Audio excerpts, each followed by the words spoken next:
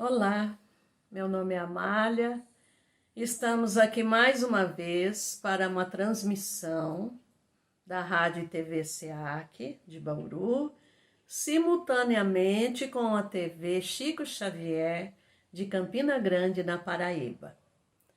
Hoje nós vamos encerrar o tema que foi abordado durante o mês de março. E o nosso tema foi a mulher. Falamos muito sobre a mulher, sobre as pioneiras do espiritismo, sobre as pioneiras brasileiras, sobre como Cristo dignificou a mulher. E hoje eu encerro esse mês dedicado à mulher com a palestra Almas Femininas. Mas antes, vamos fazer uma oração pedindo as bênçãos do nosso Criador.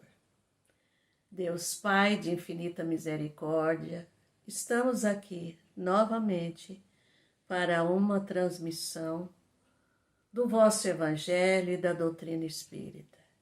Eu conto com a sua presença entre nós e que abençoe a cada ouvinte que nesse momento estão sintonizados conosco.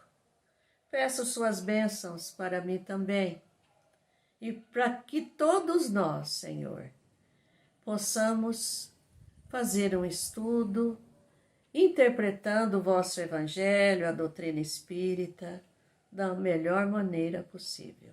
E que assim seja. Bem, meus amigos, minhas amigas, esse mês é sobre a mulher. Para quem não sabe ainda, que está chegando pela primeira vez, sejam bem-vindos. O Grupo Aulas da Vida aborda sempre um tema mensal. E o tema de março não poderia ser outro. Se comemora o Dia da Mulher. E nós, em nossas pesquisas, podemos perceber o quanto a mulher ainda não alcançou tudo aquilo que ela gostaria. Mas vamos ver como foi e como é toda essa história. No passado, a desigualdade da mulher ante a sociedade tomou proporções tão elevadas, que se questionava se a mulher teria ou não teria alma. A maioria achava que não, pois, segundo as Escrituras, Deus tinha criado a mulher de uma costela de Adão. E, quando ele criou o homem, ele deu o sopro da vida ao Adão.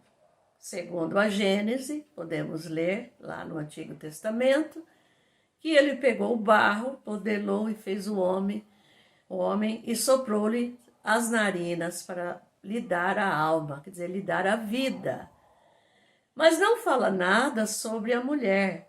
Quer dizer, então, que a mulher não teria recebido esse sopro da vida.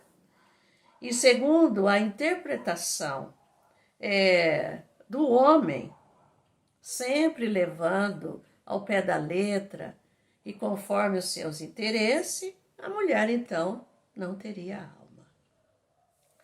E tudo isso ficou pior quando a mulher, Eva, tendo ouvido os conselhos da serpente, sugere a Adão que coma o fruto da árvore proibida, porque justamente, segundo as Escrituras, Deus tinha falado a Adão que nunca, jamais comesse daquela árvore.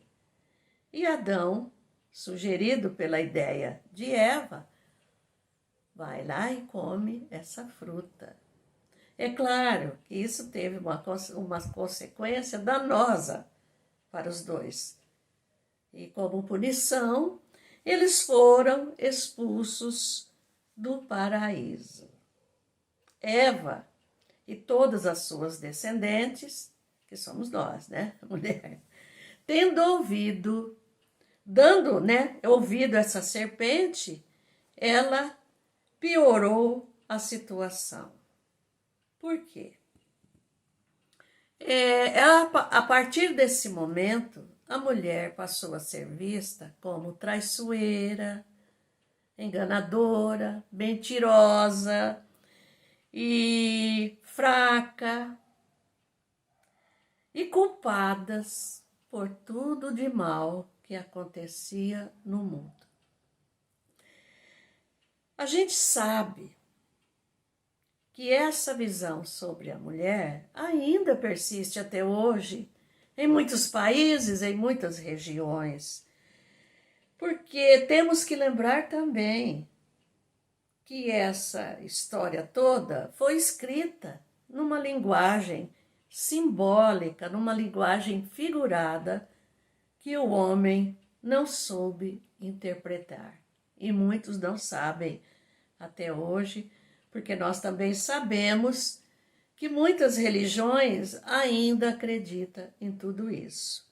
Não vê, como eu já disse, ao pé da letra. Eu não estou dizendo que isso seja uma mentira, mas há várias maneiras de se interpretar uma narrativa, não é verdade? Na segunda metade,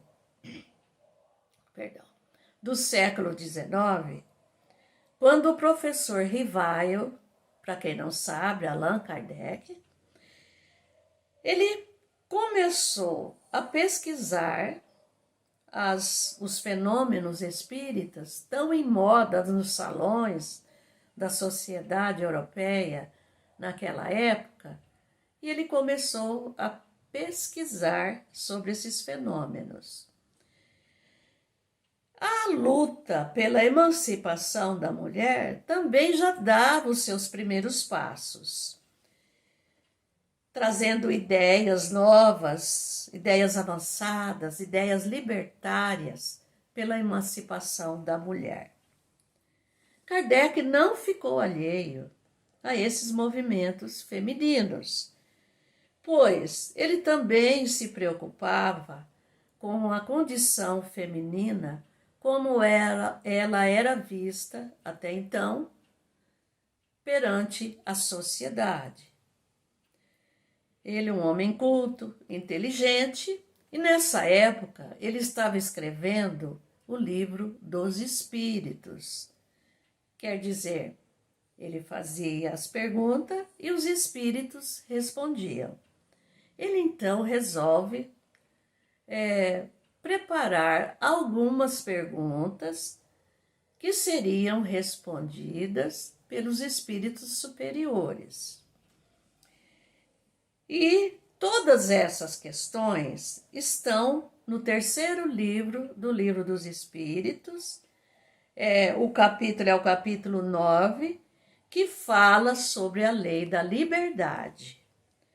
E ele prepara, então, várias questões que vão desde a número 817 a 822.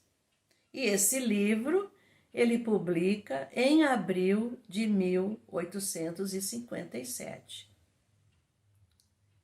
Nós podemos sentir que Kardec fez perguntas inteligentíssimas que são aplicadas até os nossos dias. Nós não vamos estudar hoje todas essas perguntas, mas apenas uma dessas questões que dizem respeito ao tema de hoje. E nós vamos pegar a questão 820. Olha a pergunta que ele faz aos espíritos da codificação. A fraqueza física da mulher não a coloca naturalmente sob a dependência do homem? É claro que nós sabemos que o homem é dotado de uma compleição física mais forte, ele suporta, aguenta mais peso, enquanto que a mulher não. Vejamos o que os espíritos respondem. Deus deu a força Deus deu a força a uns para proteger o fraco e não para se servir dele. Quer dizer, se Deus dotou uma criatura de uma força física, foi para que ele protegesse aqueles que são mais fracos, e não para abusar desses. E ele ainda continua dizendo que Deus conformou a organização física de cada ser para viver aqui nesse mundo de acordo com as funções que ele deve cumprir. Se ele deu uma força física maior para o homem, porque necessariamente o homem teria que usar essas forças para a sua sobrevivência e da sua família. Por outro lado, ele dota a mulher de uma sensibilidade maior. Por quê? Porque essa sensibilidade seria a melhor forma da mulher exercer a sua função maternal com os pequeninos seres, filhos de Deus, que ele confiou à ternura da mulher. Então, Deus não faz nada errado, todos nós sabemos disso. Se o homem era dotado da força física para a sobrevivência dele, da sua família, a mulher era dotada de uma sensibilidade maternal, uma sensibilidade maior para que ela pudesse educar os seus filhos. E esses cuidados iriam depender da ternura, do amor, de que a mulher é capaz. 9 anos mais tarde, se Kardec publicou esse livro em 1857, 9 anos mais tarde, seria 1866, as lutas inglórias da mulher ainda continuavam. E Kardec, ao tomar conhecimento de 2 fatos preconceituosos e cruéis contra a mulher, decide escrever um artigo sobre esse assunto, sobre esses fatos. Mas que fatos seriam esses para que Kardec tomasse essa atitude?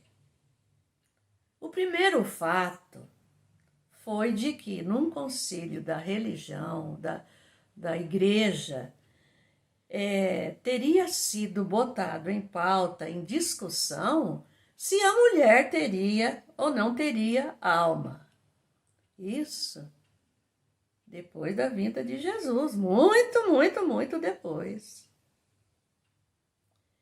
O outro fato é escrito por um escritor do passado, um artigo que ele deve ter escrito. Ele definia a mulher como um instrumento de prazer do homem. Kardec, naturalmente, reagindo a esses comentários, porque ele tinha uma excelente esposa, que foi o seu braço direito na codificação do Espiritismo, ele não aceitou tais pensamentos daquela época.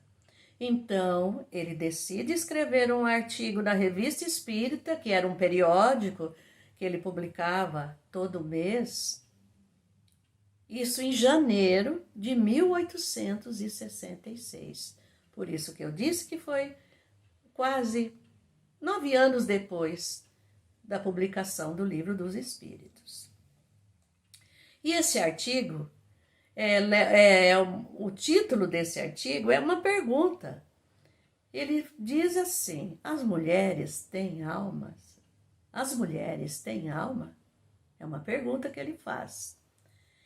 É um artigo longo e eu não vou poder falar inteiro para vocês, mas eu peguei alguns trechinhos para que a gente discutisse. Primeiramente, ele fala que durante muito tempo as mulheres aceitaram essa submissão. Por quê? Elas nasciam e já aprendiam com as suas mães que elas nasceram nesse mundo para trabalhar e servir ao homem, ser a cuidadora do lar, né, educar os seus filhos e servir ao homem. E como ele diz nesse artigo, que isso se tornou um hábito, porque a mãe passava isso para a filha passava para outra sua filha, quando tivesse, e se tornou uma coisa comum para aquela época. Mas nós sabemos também que, mais para frente, ou muitas mulheres se rebelariam contra isso. Continuando ele, dos seus escritos, ele faz uma pergunta. Teria Deus criado almas masculinas e almas femininas tão distintas assim, que uma teria que ser inferior à outra? Por quê? Se fosse assim, ele mesmo responde, estariam nos desígnios de Deus. Sim. Estariam o quê? Nas leis divinas. Todos nós sabemos que as nossas leis morais que Deus nos outorgou está na nossa consciência. Mas muito se escreveu sobre essas leis divinas também. E lá nos 10 mandamentos, que é o de melhor que nós conhecemos, está lá escrito: amar a Deus sobre todas as coisas e ao próximo como a si mesmo. Ao próximo. Ali não está dizendo que você deve amar ao homem e odiar a mulher como a si mesmo. Um pouquinho mais adiante, o capítulo 5 fala sobre honrar pai e mãe. Não fala somente honrar o seu pai e desonre a sua mãe. Não. Honrar pai e mãe. Então, por aí, a gente vê que essas leis absurdas foram criadas, de negação dos direitos da mulher, foram criadas pelo próprio homem. Isso fica muito claro para todos nós, porque Deus não quis assim.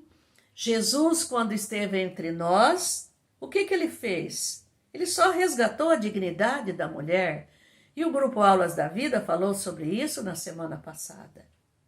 O valor que Jesus dava às mulheres. Ele também escreve que o espírito não tem sexo. Sexo existe no corpo físico, para que haja a propagação da vida material humana. Então, o espírito não nasce do espírito. Deus cria cada espírito diretamente. O que nasce de cada ser humano é o corpo físico.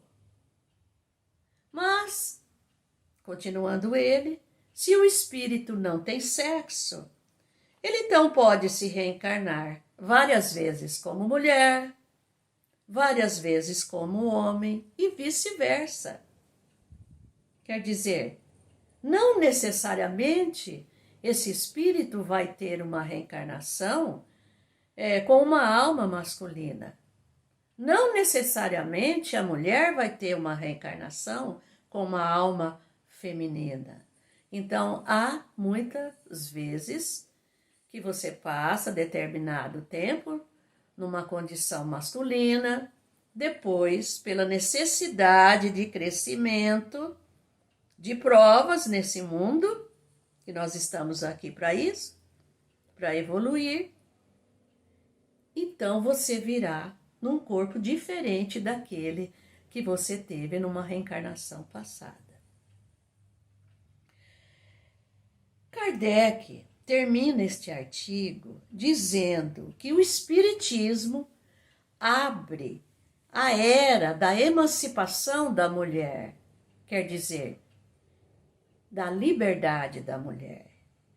Como ele também, o Espiritismo, abre a era da fraternidade e da igualdade, que são 3 princípios que o Espiritismo adota: liberdade, fraternidade e igualdade.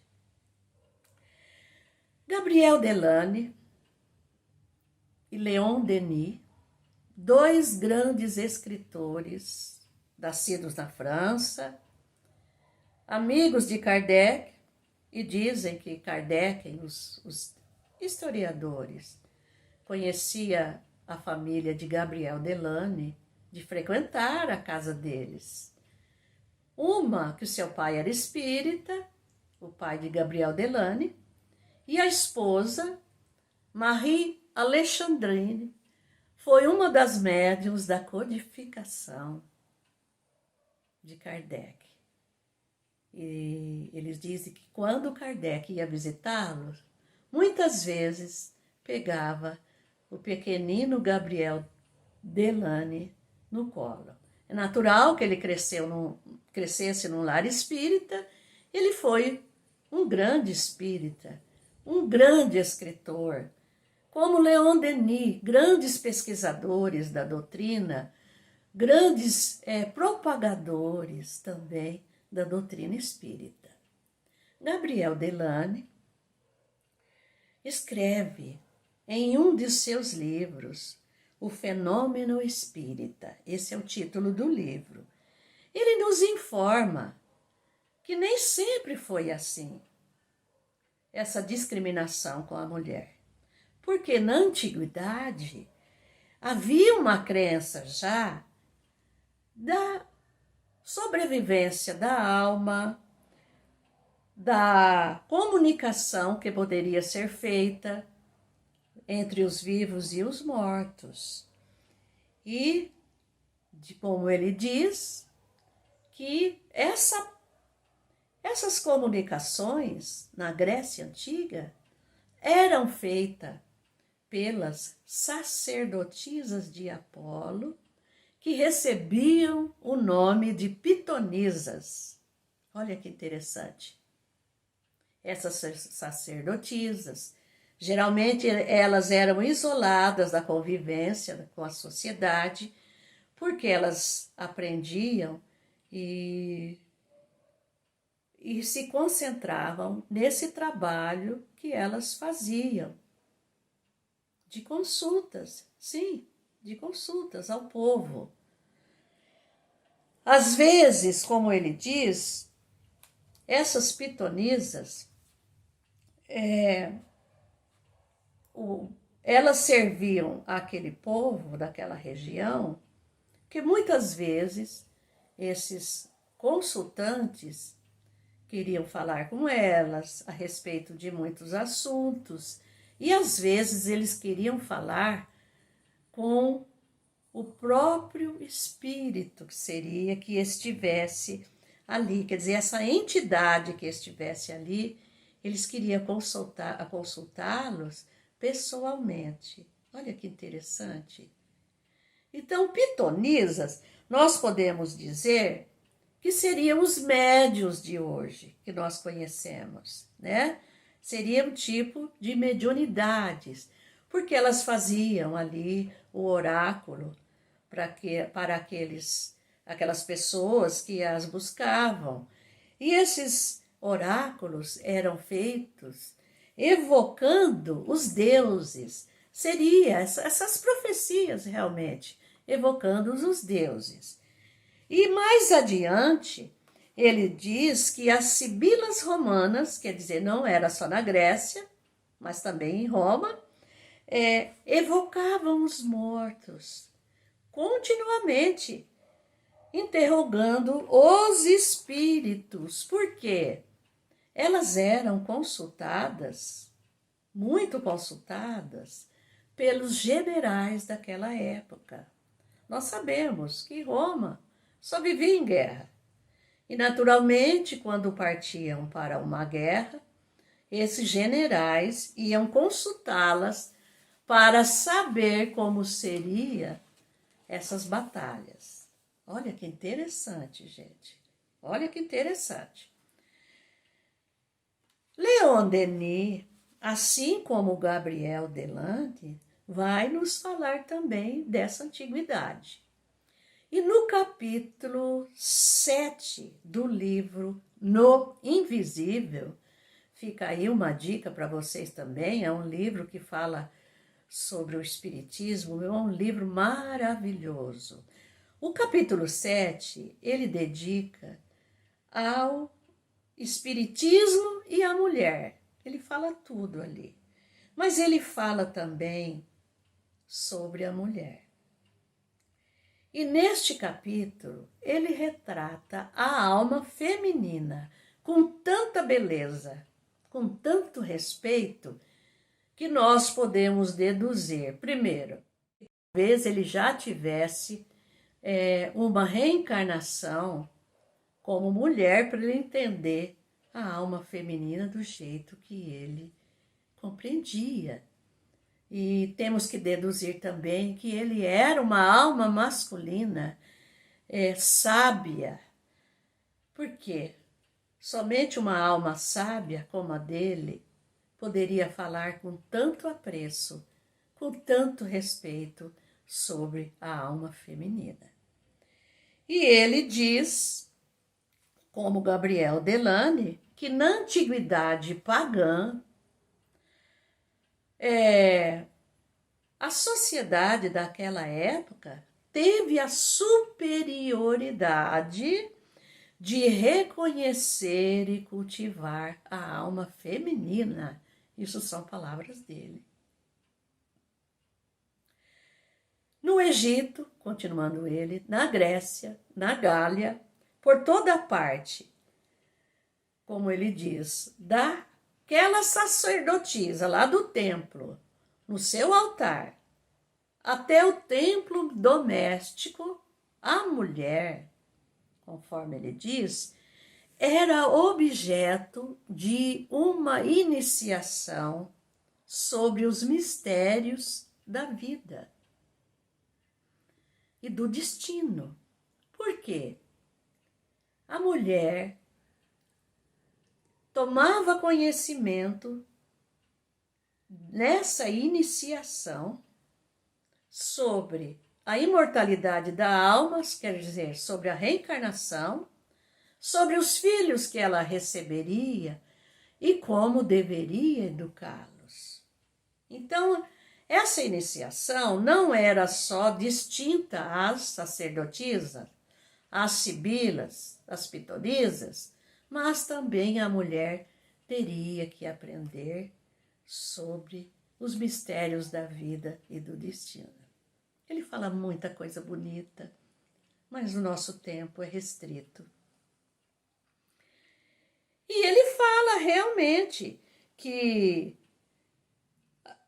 as mulheres, ele diz que parece que foram outorgadas por Deus as mais belas faculdades psíquicas. Por quê? A mulher é dado à mulher uma intuição maior, um poder de adivinhação, e são palavras dele, não são minhas, que isso sempre foi superior ao homem. Por isso que eu digo, homens, escutem os avisos da sua esposa. Elas já são dotadas naturalmente dessa intuição. Ele continua dizendo que a mulher é a fonte da vida. é a regeneradora da raça humana, porque ela dá a luz. Claro que sabemos que sem o homem jamais a mulher também vai dar a luz. Ainda não chegamos nessa evolução. O homem tem a sua parte maravilhosa, importante, que nós devemos reverenciar também. Mas a mulher, ela cuida, ela ajuda a criança a crescer, a se tornar homens, mulheres. E dependendo da direção que ela dá, serão pessoas maravilhosas ou não serão também. Né? Nós sabemos disso também. E ele fala que a raça humana, se não fosse os cuidados da mãe, não subsistiria. E pelo seu cuidado e pelo seu amor, a sua ternura, é que nós vamos adiante. Olha que lindo. Continuando, ele diz, e nos lembrando, sobretudo, que Cristo sempre foi benévolo, compassivo e afetuoso com as almas femininas. Ele, como ele diz, sempre lhes deu a mão, mesmo aquelas mulheres decaídas. E ele continua dizendo que na hora derradeira do nosso mestre, havia um cortejo de mulheres pranteando Jesus e acompanhando-o até a sua derradeira hora. E eu posso encerrar esse artigo dele, não querendo ultrapassar a sabedoria dele, mas só apenas uma lembrança para todas nós. Que 3 almas femininas valorosas, trabalhadoras e propagadoras do Evangelho, ficaram ali ao seu lado até ele ser tirado da cruz. 3 almas femininas. E entre essas almas havia a mais bela, a mais pura que a humanidade pôde ter conhecimento. E eu posso dizer sem dúvida nenhuma que foi Maria de Nazaré, a sua mãe. Paulo, o apóstolo, o grande apóstolo, que não conheceu Jesus pessoalmente, mas foi um convertido por Jesus, ele estava preso em Roma. Como todos sabem, Paulo fundava uma igreja, Paulo fazia sua comunidade cristã, que ele foi um apóstolo que propagou aos povos pagãos. Ele viajou muito de cidade em cidade, pregando o evangelho de Jesus e formando comunidades cristãs. E ele deixava em cada uma dessas comunidades um dirigente, uma pessoa que pudesse levar tudo aquilo adiante. E ele costumava escrever cartas dando orientações de como eles deveriam prosseguir com essa evangelização. E havia um de seus discípulos que ficou em Éfeso, que foi Timóteo. E ele escreve a primeira e a segunda carta a Timóteo. Nós vamos ver hoje um trechinho da segunda carta.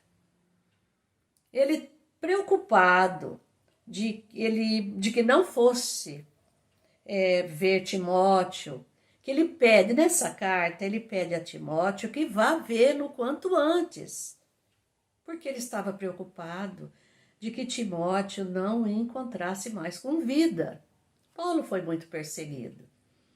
E pediu também nessa carta, se fosse possível, que levasse outro discípulo, Marcos, com ele, que certamente ele queria dar as suas orientações. Quando Paulo iniciava as suas cartas, todas as suas cartas, ele dava primeiramente graças a Deus por tudo. E não foi diferente nessa segunda carta a Timóteo. E ele dizia que a Timóteo que o amava como um filho. E era verdade isso, porque Timóteo fazia as coisas direitinho, do jeito que ele pedia. E ele diz que Timóteo está em suas orações dia e noite, justamente para quê? Para que Timóteo não se perdesse e continuasse a sua obra, porque ele sabia que brevemente ele iria embora. E nessa carta ele fala tudo isso. Ele fala muito mais sobre a fé de Timóteo, porque Timóteo tinha uma fé verdadeira. Mas antes, nós que achamos que Paulo, eu sempre achei Paulo assim um pouco machista, mas como nós começamos a ler mais sobre Paulo, talvez pelos costumes daquela época, ele tinha que usar uma certa linguagem forte, enérgica para com a mulher. Mas se nós formos estudar direitinho e ler nas entrelinhas de Paulo, ele valorizava muito a mulher. Inclusive, nesta carta a Timóteo, a primeira coisa que ele fala dessa fé de Timóteo, que essa fé não fingida de Timóteo foi-lhe ensinada por duas mulheres, por duas almas valorosas, trabalhadoras do Evangelho, que foi Lóide, sua avó, e Eunice, sua mãe. Então, que naturalmente ele teria herdado essa fé verdadeira dessas duas grandes, valorosas mulheres. E Paulo as admirava muito. Hoje, pessoal, eu quero encerrar o nosso estudo de hoje citando um trechinho dessa segunda carta de Paulo a Timóteo. Esse trechinho está no capítulo 1, versículo 7. E eu queria deixar essa mesma orientação que Timóteo recebeu de Paulo, que naturalmente ele devia repassar aos cristãos e às cristãs. Eu quero deixar para todas nós, almas femininas, nesta tarde de hoje. Ele diz o seguinte: Deus não nos deu o espírito de temor, de medo, mas de fortaleza, de amor e moderação. E eu digo a vocês, almas femininas, nós não temos espírito do medo, mas sim de fortaleza, de amor e de moderação. Eu quero agradecer a todas vocês, aquelas que chegaram aqui hoje pela primeira vez. Todos sabemos que esses estudos acontecem toda sexta-feira, 1h30 da tarde. E mais uma vez eu lembro, são transmitidos pela Rádio e TV SEAC de Bauru e pela TV Chico Xavier de Campina Grande, na Paraíba. Eu quero dar um feliz mês da mulher, que ainda não acabou o nosso mês, né? para todas vocês, para todas nós. Que Deus abençoe você, o seu esposo, a sua família, de uma forma geral. Fiquem todos na paz do Divino Mestre Jesus.